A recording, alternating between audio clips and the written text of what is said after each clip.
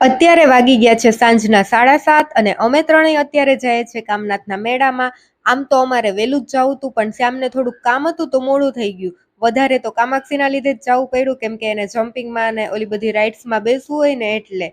આ બધો ટ્રાફિક તમે જોવ છો એ મેળાનો જ છે. બધા રિટર્ન થાય છે અને અમે હવે છેક જઈએ છીએ. આમ તો સારું થયું અમે મોડા આવ્યા, છેક અમે અંદર સુધી ગાડી લઈ ગયા, બાકી ઘણું હાલીને જવું પડે. સાંજના સમયે બહુ જ ટ્રાફિક હોય.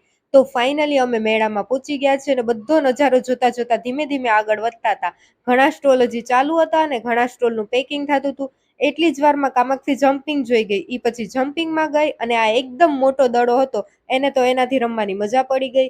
પછી બાજુમાં જ આ બાઇક ને કાર ને એમાં બેસવાનું હતું. દર વખત કામાક્ષી કારમાં બેસે, પણ આ વખતે પહેલી વાર બાઇકમાં બેઠી અને એના ચહેરાની ચમક તો જો. આ બે વસ્તુમાં કામાક્ષીએ બેસી લીધું, એને મજા આવી ગઈ. એટલે અમારે મેળામાં આવવાનું સફળ થઈ ગયું. પણ અમારે કામનાથ બાપાના સરખા દર્શન ન થયા, મોડું થઈ ગયું હતું ને એટલે.